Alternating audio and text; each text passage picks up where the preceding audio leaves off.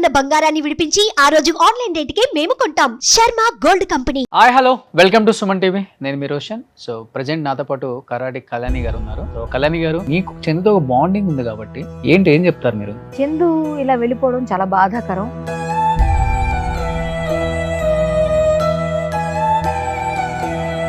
అన్నిటికన్నా ముందు ఆ పిల్లల్ని చూశాక నాకు నిజంగా ఆ విషయం ముందు తెలిస్తే డైవోర్స్ అవ్వకుండానే ఈ అబ్బాయి అలా వెళ్ళాడని చెడమడ తిట్టిపడేసి. త్రినైనిలో మీ చెల్లెలుగా చేసింది అన్నారు కాబట్టి పవిత్ర మనిషిగా ఎలా ఉంటుంది అసలు? ఆమె యారగెంట్ గా ఉంటుంది. నాకు మొన్న జీ తెలుగు కమిటీ ఏదో ఉత్సవం ఏదో చేశారు వాళ్ళు, దానిలో నేను డాన్స్ పిలిచారు నన్ను. అప్పుడు ఈవిడ నేను కలిసి పక్కన డాన్స్ చేశాను పవిత్ర. నేను అప్పుడు క్యారవాన్ లో కూర్చున్నప్పుడు మాట్లాడినప్పుడు ఎలా ఉన్నారు ఆయన అంటే, లేదండి అదేం లేదు అన్న, నేను చందుని పెళ్లి చేసుకున్నాను అన్నారు. ఈ అమ్మాయి వదిలేసాడని తెలిసిన తర్వాత మాత్రం అబ్బాయి మీద మామూలు కోపం రాలేదు. నేను ఒకటే అంట, ఆవిడ చావు ద్వారా ఈ అబ్బాయి చావుకు ముడిపెట్టాడు భగవంతుడు. చందు వైఫ్ మాటలు విన్నప్పుడు ఏమనిపించింది? నిజంగా మా తెలియదు.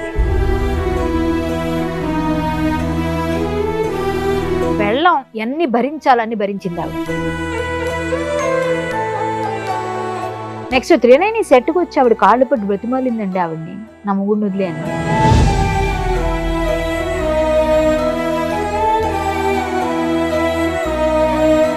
నీకు అంత ప్రేమ ఉంది, పిల్లలు నీకన్నా పేగు కదా, నీ రక్తం కదా, వాళ్ళకన్నా ఎక్కువ ఆవిడ.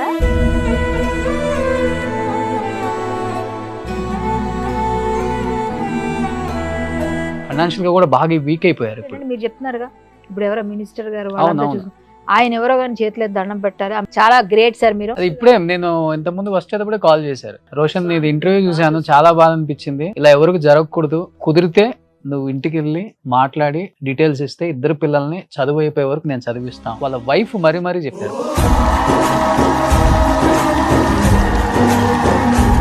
Hi hello, welcome to Suman TV. నేను మీ రోషన్. సో ప్రెజెంట్ నాతో పాటు కరాటే కళ్యాణి గారు ఉన్నారు. ఎందుకంటే చందు విషయం జరిగిన తర్వాత చాలా మంది నాకు కాల్ చేశారు.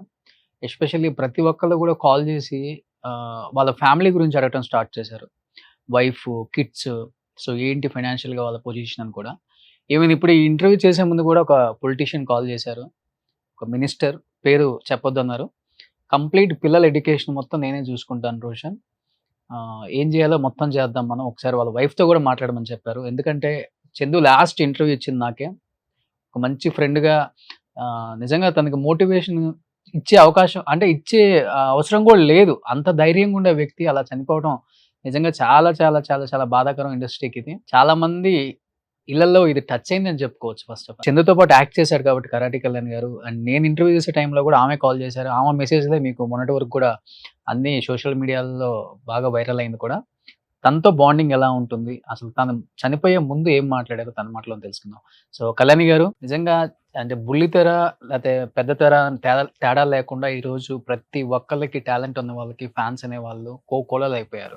రీసెంట్ గా చూసుకుంటే చిరంజీవి గారి మదర్, మన నిరుపమకు కానీ లేకపోతే ఆర్కే సాగర్, వీళ్ళందరికీ ఫ్యాన్ అయ్యి కూడా ఆమె కూడా టీజర్ రిలీజ్ చేశారు ఇంటికి పిలిచి మరి. సో అంతమంది ఫ్యాన్స్ ని కైవసం చేసుకొని నిజంగా ఒక చిన్న చిన్న తప్పిదాల వల్ల ఈరోజు లైఫ్ పోగొట్టుకుంటున్నారు. కుటుంబాలను ఆలోచించట్లేదు, తల్లిదండ్రులను ఆలోచించట్లేదు, ఇలా చేస్తున్నారు. ఇంకా సమాజం ఇలానే ఉందా, ఇలానే ఉంటుందా, ఎందుకు ఇలా తయారైందనే మాట మీద ఎక్కువ చర్చ జరుగుతుంది. అండ్ నేను ఇక్కడ చందుని చేశాను, తర్వాత వాళ్ళ కుటుంబాన్ని చేశాను. అసలు నాకు ఎక్కడా ఏం అర్థం అవ్వలేదు, ఏంటి ఎలా అయింది, ఎవరు ప్రేమించారు, ఎవరితో కలిసి ఉంటున్నారు, ఎవరి పిల్లలు ఎవరితో మమేకమై ఉన్నారు, ఏం అర్థం అవ్వట్లేదు. అండ్ మీకు చందుతో ఒక బాండింగ్ ఉంది కాబట్టి చందు ఆ టైంలో అలా చేసేటప్పుడు కూడా మీ చాటింగ్ అంతా కూడా బాగా వైరల్ అయింది. అండ్ నేను వెళ్ళినప్పుడు మీతోనే మాట్లాడుతున్నాను ఫోన్ లో, నాకు మోటివేషన్ చేసే వాళ్ళు ఫోన్ చేసినా కానీ నేను తీసుకోలేకపోతున్నాను అని చెప్పి కూడా. ఏం చెప్తారు మీరు? చందు ఇలా వెళ్ళిపోవడం చాలా బాధాకరం. ఒక 8 సంవత్సరాలుగా నాకు అబ్బాయి పరిచయం ఉన్నాడు. ఒక సీరియల్ నా అనుచరుడి క్యారెక్టర్ అనమాట తంది. నేను విలను, నా పక్కన అనుచరుడి క్యారెక్టర్. ఇంకోటి ఏంటంటే మోరోవర్ మేము మాట్లాడుకునేటప్పుడు నేను చందు ఓ యాదవ్ అని పిలిచేదాన్ని. శ్రీనివాస్ యాదవ్ అని ఒకటి ఉంటుంది చూసారు, ఒక డైలాగ్ ఉంటుంది ఒక సినిమాలో శ్రీహరి గారికి. అలాగా నేను ఓ చందు యాదవ్ అనేదాన్ని. దాంతో తనకి ఏంటంటే మీరు ఒక్కరే ఎలా పిలుస్తారండి, నేను యాదవ్ అని ఎవరికి తెలియదు అనేవాడు. అంటే మేము కొంచెం అలా కావాలని ఆట పట్టించేవాళ్ళం. అబ్బాయి డెడికేషన్ గా వర్క్ చేసేవాడు. చాలా గట్టిగా ఏదైనా సీన్ ఇస్తే అబ్బాయిని కొట్టే సీన్ అయినా, కింద పడే సీన్ అయినా, దొర్లే సీన్ అయినా చాలా కమిటెడ్ గా చేసేవాడు. చాలా బాగా మంచి ఆర్టిస్ట్. కానీ ఆ 8 సంవత్సరాలు మేము చేసినప్పుడు కానీ ఈ అబ్బాయి పనికి వస్తాడు, మంచి హైట్ పర్సనాలిటీ ఉన్నాడు కదా, ఫ్యూచర్ లో ఎప్పుడైనా విలన్ అయ్యే అవకాశాలు ఉన్నాయని అందరూ అనుకున్నాం. చిన్న బుల్లితెర పైన ఏదైనా మంచి మంచి పొజిషన్కి వస్తాడు అని. యాక్ట్ చేశాడు కదా 2-3 సీరియల్స్ నా పక్కనే. నేను విలను మెయిన్ లీడ్ క్యారెక్టర్ చేసేదాన్ని సీరియల్స్ లో. అప్పుడు నా పక్కన ఒక అనుచరుడు ఉంటాడు కదా ప్రతి విలన్ కి, అందులో ఈ అబ్బాయి ఉండేవాడు. ఈ అబ్బాయి తర్వాత ఇంకొక అబ్బాయిని కూడా, తర్వాత ఈ అబ్బాయి తర్వాత ఇంకొకరిని పెట్టారు తర్వాత కొన్ని సీరియల్స్ లో. సో 2-3 సీరియల్స్ చేసాం మేము. ఈ 390లో కూడా నా పక్కన ఫస్ట్. ఓకే, నేను బిగ్ బాస్ కి వెళ్లే ముందు 390 చేశాను. అది మానేసి నేను 390 పవిత్ర క్యారెక్టర్ ఫస్ట్ మీరేనా? కాదండి, 390లో అమ్మాయి నా సిస్టర్ క్యారెక్టర్ పవిత్ర. వీళ్ళందరూ మా ఇంటికి వస్తారు. ఈ చందు నా అసిస్టెంట్. 390లో నేను చేసేప్పుడు బిగ్ బాస్ కి వెళ్ళిన ముందు అనమాట ఇది చెప్తుంది స్టోరీ. అప్పుడు వీళ్ళిద్దరు ఫ్రెండ్స్ కూడా కాదు, నా పక్కన అసిస్టెంట్ చందు. 390లో ఆమె నాకు సిస్టర్ క్యారెక్టర్. ఇద్దరు పరిచయం కూడా లేదు అప్పుడు? లేదు, ఫస్ట్ టైం పరిచయం నాకు. వీళ్ళిద్దరికి పరిచయం కూడా లేదు అప్పుడు. నేను అప్పుడు 390లో చేసేప్పుడు నా ఇంట్లో పెళ్లికి వీళ్ళంతా వస్తారు. మొత్తం హీరోయిన్ అప్పుడే హీరోయిన్ అక్కడ ఎంట్రీ అవుతుంది. మా ఊర్లో ఉన్నట్టు అనమాట హీరోయిన్. సో వీళ్ళందరూ, ఈ సత్య ఉంది కదా ఆ అమ్మాయి కూడా 390లో చేసింది. సో వీళ్ళంతా కలిసి చేసేప్పుడు చందు కూడా నాతో చేసేవాడు. ఆ దూరంగా కూర్చుని ఉండేవాడు అందరితో మాట్లాడుతూ. పవిత్ర గారికి పరిచయం కూడా లేదు అబ్బాయికి అప్పుడు. తర్వాత కొన్ని రోజుల తర్వాత నేను 390 మానేశాను.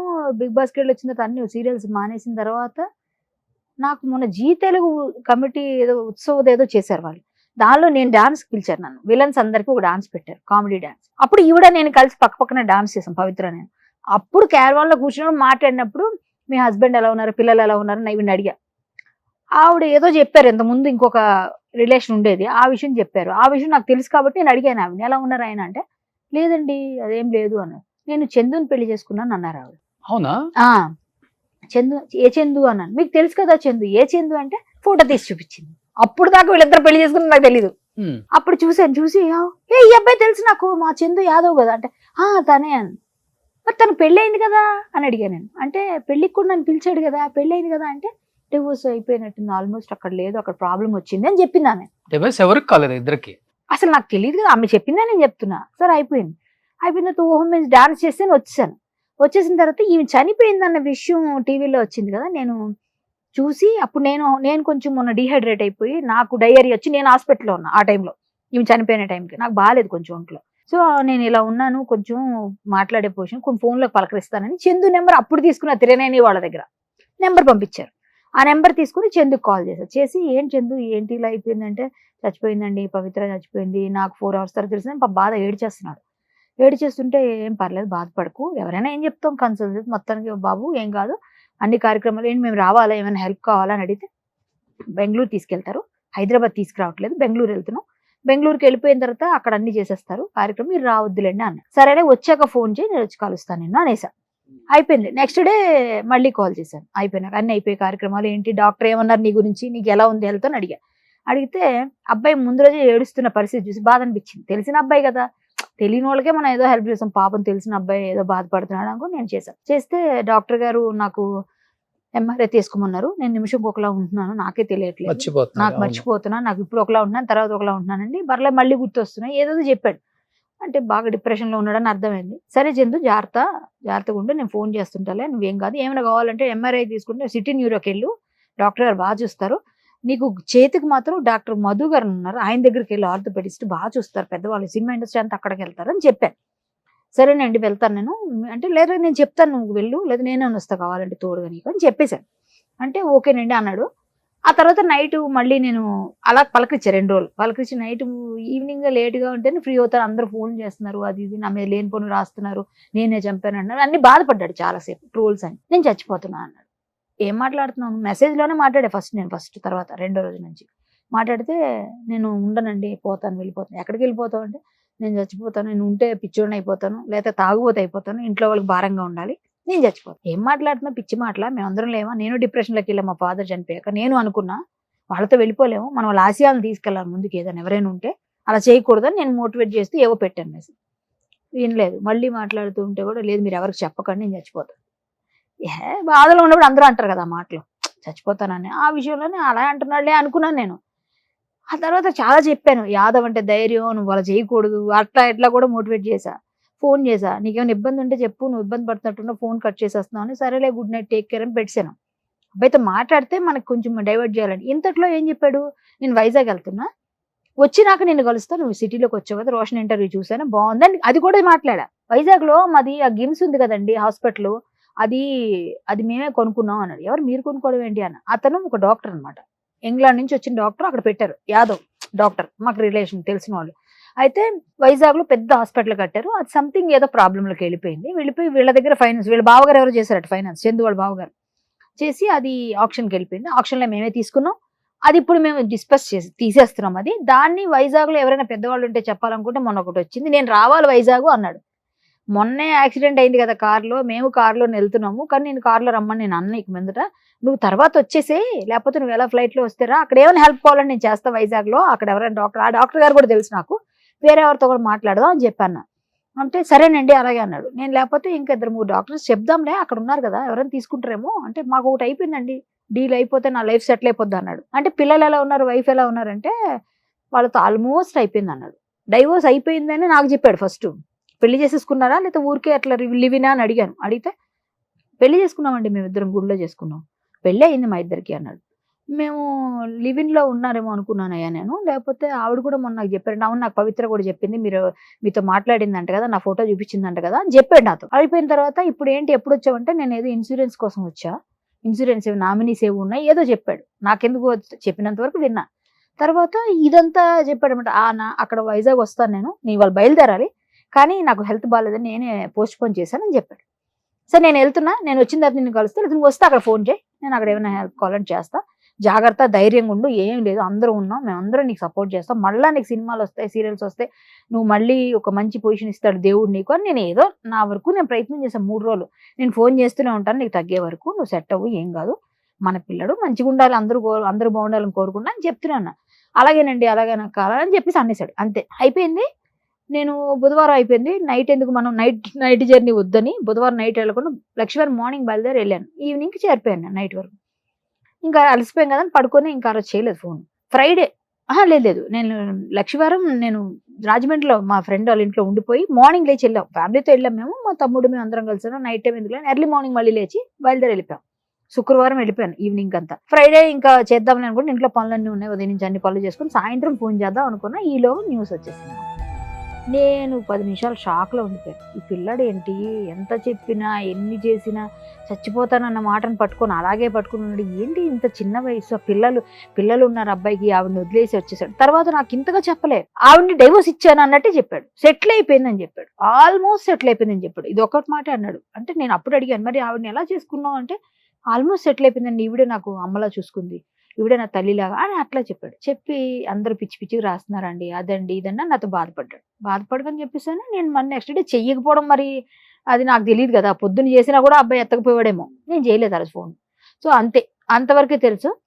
నెక్స్ట్ మీ ఇంటర్వ్యూస్ అన్ని చూసా నేను, మీ వాళ్ళు అక్కడికి వెళ్ళి ఇవన్నీ చూసినా అన్ని కొంచెం నాకు అర్థమైంది ఏంటంటే, వీళ్ళిద్దరు కూడా డైవోర్సులు తీసుకోలేదు. ఇద్దరు తీసుకోలేదు, ఇద్దరు బ్లెండర్ మిస్టేక్ చేశారు. ఇద్దరికి ఇష్టం ఉంటే, ఇప్పుడు సింగిల్స్ అనుకో, ఇద్దరు లోన్లీగా ఉన్నారు, ఎవరికాళ్ళు సపరేట్గా ఉన్నారు, అన్ని విడిపోయి ఉన్నారు అనుకో, పెళ్లి చేసుకోను ఎవరన్నా, ఎవరితోనే ఏదైనా చేసుకో. కానీ ఇటువైపు చిన్నపిల్లల లైఫ్ తీసేసాడే, వాళ్ళు పెద్దోళ్ళు అయిపోయారు, చిన్నపిల్లలు వీళ్ళు అసలు అమాయక పక్షులు. వాళ్ళకి ఏం తెలుసు, ఇది కదా నువ్వు చేయి పట్టుకుని వేలు పట్టి నడిపించాలి, నాన్న నువ్వు నా హీరో అని పాటలు పాడతారుగా, ఇప్పుడు నాన్న నువ్వు కదా నిలబడాలి. ఇలాంటి టైంలో పిల్లల్ని వదిలేసి బంగారం లాంటి పెళ్ళాన్ని అన్ని సంవత్సరాలు లవ్ చేసి నన్ను పిలిచాడు పెళ్లికి. పెళ్లికి పిలిస్తే నేను వెళ్ళలేదు, అప్పుడు ఏదో షూటింగ్స్ బిజీ ఉండి వెళ్ళలేదు, 15లోనే వెళ్ళలేదు. వెళ్ళకపోతే నన్ను దెప్పేవాడు, ఎందుకు మీరు రాలేదు, మా పెళ్లికి ఎందుకు వస్తారండి మీరు చిన్న, మళ్ళీ యాదవ్ అంటారు, సేమ్ కమ్యూనిటీ అంటారు, మీరేమో రాలేదు, అట్లా నేను చెప్తే నేను నీ కొడుకు పెళ్లికి వస్తాలే, కూతురు పెళ్లి ఇలా అనేసి కామెడీ చేసేసేవాడు. ఇలా పెళ్లి చేసుకున్నారంటే విడిపోయాడేమో, మంచి లైఫే కదా, ఇష్టపడి చేసుకున్నాడా అని అనుకున్నాను. కానీ మనం అంత డీప్గా ఎందుకు వెళ్తాం, నాతో ఎప్పుడు గౌరవంగా ఉండేవాడు. సో అంతవరకే. ఈ అమ్మాయి వదిలేసాడని తెలిసిన తర్వాత మాత్రం అబ్బాయి మీద మామూలు కోపం రాలేదు నాకు. పిల్లల్ని చూసాక, వాళ్ళ మొహం చూసినాక నాకు మామూలుగానే ఇలాంటి వేషాలు వేస్తే, చిన్నపిల్లలు నువ్వేమన్నా పో, వాళ్ళ వయసు లైఫ్ని తీసేసావు కదా. ఇప్పుడు ఆవిడ చచ్చిపోయిందండి, ఆవిడ కర్మల రాసి పెట్టాడు భగవంతుడు, మనం ఏం చేయలేమని తేలాం. నువ్వు వెళ్ళిపోవడం ఏంటయ్యా పిచ్చి, కాకపోతే ఇంత వయసు మంచి లైఫ్ని చెడగొట్టుకొని వెళ్ళిపోవడం అవసరమా? నువ్వు వెళ్ళి సూసైడ్ చేసుకోవాల్సిన వయసా? ఎందుకు అవసరమైంది? పిల్లల లైఫ్ ఎవడిస్తాడు? ఇప్పుడు తండ్రి ఆ స్థానంలో ఉంటేనే కదా వాళ్ళ బతుకు బాగుంటది. నువ్వు బాట వేయాలి కదా. ఇప్పుడు ఆవిడతో నువ్వు వెళ్ళిపోవడం ఏంటి అంటే అంత పిచ్చి ప్రేమ ఉన్నప్పుడు ఈవిడ ఎందుకు లవ్ చేస్తావు? ఎన్నిసార్లు ప్రేమ పుట్టుతుందో. ప్రేమ పుట్టొచ్చు పోను, ఓకే, ఎవరు లేకపోతే అక్కడ దొరకలేదు ఏదో అనొచ్చు. నీకేం పుట్టిందో పుట్టడం కాదు. నేను ఒకటే అంట, ఆవిడ చావు ద్వారా ఈ అబ్బాయి చావుకు ముడిపెట్టాడు భగవంతుడు. సో అలా కలిపాడు. అందుకే ఆవిడ ఎక్కడో బెంగళూరు ఎక్కడో ఉన్న ఈ రెజిమెంటల్ బజార్ లో ఉన్న ఈ అబ్బాయి అక్కడ ఎలా కలిసి ఎలా చేసి లైఫ్ ని తీసి ఏజ్ కూడా ఎంత డిఫరెన్స్ ఉంది. ఎక్కువ లేదు, 4-5 సంవత్సరాలు ఉంటుంది అంతే. తనకు 42 ఏముంది, ఆమెకు 43-44 ఉంటాయట అని నాకు చెప్పడం. ఈమెకి 36-37 39 వాళ్ళ ఫాదర్ చెప్తున్నారు. 40 అనుకోండి. అది మనం మాట్లాడకూడదు, అది మనకు అనవసరం. చిన్న వయసు పెద్ద వయసు మనకు అనవసరం. వాళ్ళు మనసులు నచ్చినప్పుడు ఏమైనా చేసుకోనివ్వండి, కానీ సింగిల్స్ అయింటే చేసుకోవాలంటాను నేను. నీ లైఫ్ లో నువ్వు డైవోర్స్ తీసేసుకొని పడలేదు, వేరుగా ఉన్నావు, ఆవిడ లైఫ్ లో ఆవిడ వేరుగా ఉంది, నువ్వు ఇద్దరు కలిసి ఉన్నారు, అప్పుడు చేసుకో ఏదైనా. పిల్లల్ని చెడగొట్టకూడదు. అదే వయసు ఒకటి తేడా ఉంది, ఆల్రెడీ పెళ్లి అయిపోయి 2 పిల్లలు. ఇద్దరు బ్లెండర్ చేశారండి. ఆవిడ చేసిన తప్పు, వాళ్ళ హస్బెండ్ బాధపడుతున్నారు. మీ లైఫ్ మీ ఇంటర్వ్యూలో చూసాను, వాళ్ళ హస్బెండ్ ని ఆయన బాధపడుతున్నాడు. ఆయన ఉన్నాడు అంటున్నారు, ఆయన లేడని చెప్పింది ఆవిడ చేసింది ఏది నిజమో తెలియదు. ఇప్పుడు లేనప్పుడు మనం మాట్లాడితే వాళ్ళు చెప్పరు సమాధానాలు మనకి. కానీ చూస్తే బ్లెండర్ ఎంత బ్లెండర్ చేసి, ఇద్దరు కలిసి బ్లెండర్ చేస్తే 2 ఫ్యామిలీస్ సఫర్ అవుతున్నాయి. వీళ్ళిద్దరు చేసిన దానికి ఇటువైపు అమ్మ నాన్న పిల్లలు, అటువైపు ఆ పిల్లలు, అటువైపు ఆ తల్లిదండ్రి సఫర్ అయిపోతున్నారు ఫుల్ గా. వీళ్ళిద్దరు చేసిన బ్లెండర్. చందు వైఫ్ మాటలు విన్నప్పుడు ఏమనిపించింది? నిజంగా మా తెలియదు. ఒక విధంగా ఏంటంటే పెళ్ళం ఎన్ని భరించాలని భరించింది ఆవిడ. తాళి కట్టినోడు ఇష్టపడినోడు, ఆవిడ నిజంగా ఇష్టపడింది అతన్ని, ఆవిడ నిజంగా ప్రేమించింది కాబట్టి కొడితే అంత కొడుతుంటే భయంకరంగా కొడతాడంటండి. ఈవెన్ పవిత్రని కూడా కొట్టాడు అనేసి త్రినైని సెట్ లో చెప్తున్నారు. ఆవిడ త్రినైని సెట్కి వెళ్ళి పవిత్రంగా కొట్టేవాడా?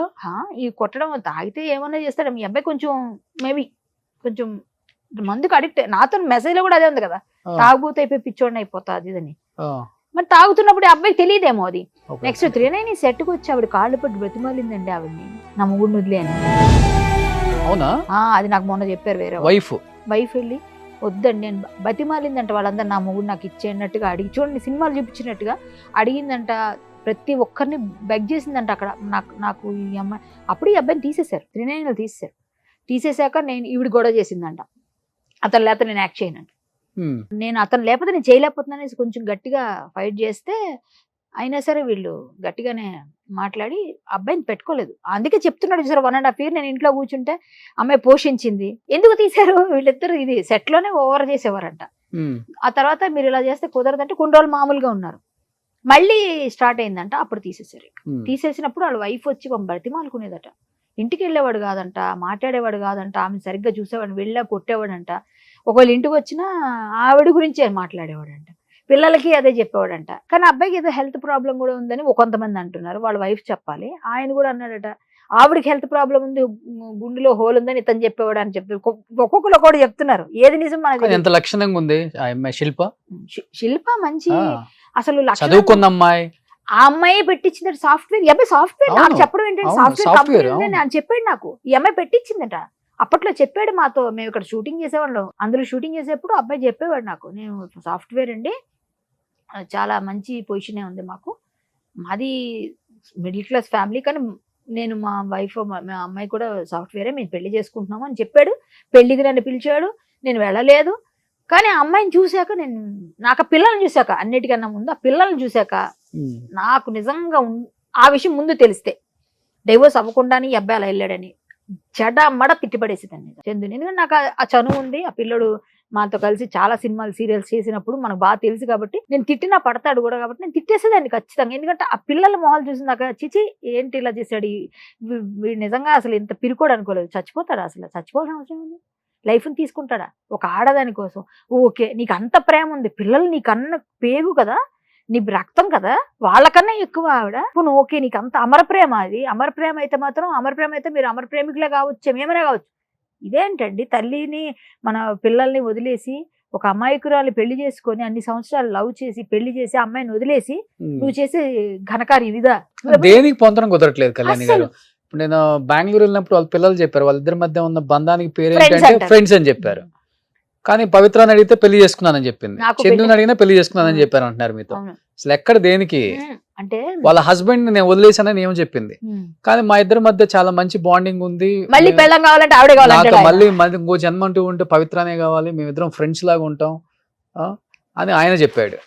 కానీ ఆవిడ ఏంటోనండి ఎక్కడో అట్రాక్షన్ ఇది. కానీ ఈ అమ్మాయి శిల్ప ఒక్కటే కరెక్ట్ గా మాట్లాడింది అనిపించింది. అట్రాక్షన్ అండి ఇది, వీళ్ళిద్దరిది అట్రాక్షన్, లవ్ కాదు అది. అది కొన్ని రోజుల తర్వాత ఉండేదో పోయేదో నాకు తెలిసి, కానీ ఇద్దరు లేరు ఇప్పుడు. కానీ అన్నిటికన్నా ఆవిడ పోవడం అన్నది మన చేతిలో లేదండి, భగవంతుడు రాసి పంపించాడు. ఆ చావు అలాగా ఆ యాక్సిడెంట్ లో ఈ అబ్బాయి చేతిలో ఉన్నదాన్ని చెడగొట్టుకున్నాడు, చెప్పి మరీ చేశాడు కదండి. నాతో గాని మీతో గాని ఎంతమందితో చెప్పాడు అబ్బాయి, నేను ఉండను, నేను చచ్చిపోతాను, నేను చచ్చిపోతాను అనొద్దు ఎన్నిసార్లు. అందుకే అంటారు తదాస్తు దేవతలు ఉంటారంటారు కదా, అలాగే అయింది ఇప్పుడు ఈ అబ్బాయికి. ఆ అమ్మాయి చక్కగా ఎంత బాగుందండి, ఇంటికి రా చక్కగా చూసుకుంటామని బతిమాలుకుని ఇంట్లో పెట్టుకుంటామంటే, మా ఇంట్లో నుంచి బయటికి వెళ్ళి అక్కడ వెళ్ళి ఊరేసుకుంటే ఎవడేం చేయగలండి. అవును, ఇంట్లో వచ్చినోడే కూడా చెప్తుంది, చనిపోయిన తర్వాత వచ్చినా కూడా హ్యాండ్ కట్ చేసుకున్నాడు ఫ్రెండ్ రూమ్ లో.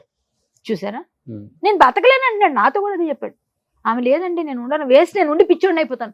ఏంటంత అసలు అసలు ఏం అర్థం. నేను ముందు అనుకున్నాను నిజంగా వీళ్ళిద్దరు పెళ్లి చేసుకున్నారేమో, డైవోర్స్ తీసేసుకొని ఆవిడైతేనో పోన్లే వాళ్ళ లైఫ్ ఏదో ఆవిడ పోయింది, ఆవిడ ఆత్మకు మంచి శాంతి చేకూరాలైనా ఇలాగే పెట్టాను మెసేజ్, ఇలాగే మాట్లాడా, ఫోన్లో వెళ్ళిపోకూడదు వాళ్ళతో మనం అని చాలా మోటివేట్ చేశాను.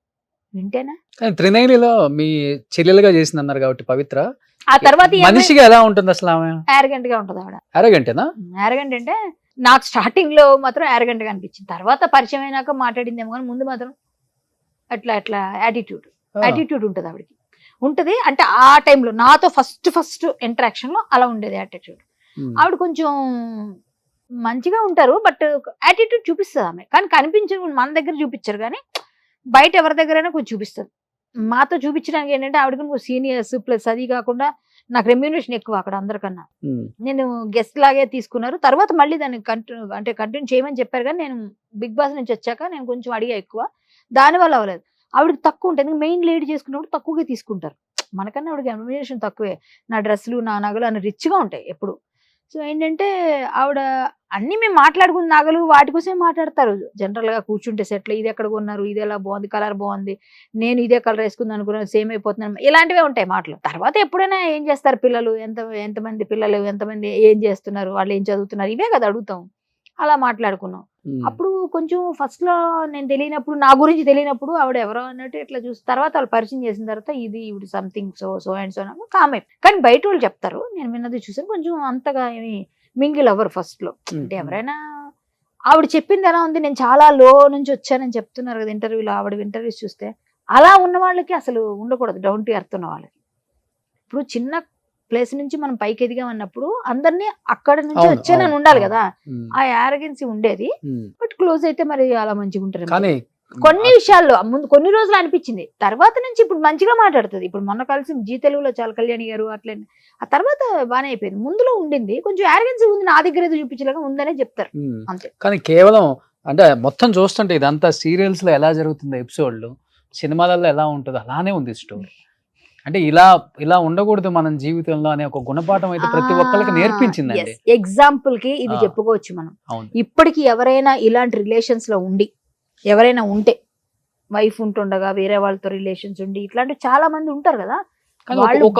ఒక టైం వచ్చేసరికి రియలైజేషన్ ఉంటది వాళ్ళలోనో వీళ్ళలోనో. చందుకు ఆ రియలైజేషన్ వచ్చి ఉంటే ఈరోజు చందు ఒక పొజిషన్ లో పిల్లలకి తండ్రిగా నిలబడి ఉంటే ఆవిడ లైఫ్ బాగుండేది, శిల్పది పిల్లల లైఫ్ బాగుండేది. ఇప్పుడు శిల్ప లైఫ్ ఏంటండి, నిజంగా చాలా బాధ అనిపిస్తుంది. శిల్ప లైఫ్ ఫైనాన్షియల్ గా కూడా అంటే ఎక్కువ మరి 30,000 పంపించేవాడంట. ఫైనాన్షియల్ గా కూడా బాగా వీక్ అయిపోయారు ఇప్పుడు. మరి వాళ్ళకి ఎవరైనా సపోర్ట్ చేస్తే బాగుంటది, ఏదైనా ప్లాన్ చేయాలి, చూద్దాం ఏం జరుగుతుందో. కాకపోతే ఏంటంటే మీరు చెప్తున్నారుగా, ఇప్పుడు ఎవరో మినిస్టర్ గారు వాళ్ళంతా చూసి ఆయన ఎవరో కానీ చేతిలో దండం పెట్టాలి. ఆ మినిస్టర్ గారు నిజంగా వాళ్ళ పిల్లలు చదివించి, వీలుంటే తెలంగాణ గవర్నమెంట్ వాళ్ళకి ఇల్లు లేదు, ఆ పిల్లలతో ఆవిడ ఉండాలి అంటే ఆవిడకి ఏమి తెలియదు కదా, సొంత ఇల్లు లేదు. ఒక చిన్న ఇల్లు ఇచ్చారు అనుకోండి, ఏదన్నా గవర్నమెంట్ తలుచుకుంటే ఇవ్వగలుగుతుంది. ఏదన్నా ఇప్పుడు ఏదో డబుల్ బెడ్రూమ్ ఏదో ఉంటాయిగా, ఏదో ఒక ఇల్లు ఇచ్చో, లేకపోతే ఏదైనా విధంగా కొంచెం ఆవిడకి ఏదైనా ఉద్యోగం ఇచ్చేనా, ఏదైనా చదువుకుంది కాబట్టి ఉద్యోగం ఏదైనా ఇచ్చినా ఆ పిల్లల్ని చూసుకుంటే వాళ్ళ లైఫ్ బాగుంటది. తండ్రి ఎలాగా పోయాడు, పోలేండి భగవంతుడు ఇంకొకరి రూపంలో చేయించి ఏదో విధంగా అమ్మ మేము ఉన్నాం ఆసరా అని చెప్పేసి వాళ్ళకి ఏమైనా చేస్తే బాగుంటదని నేను అనుకుంటున్నాను.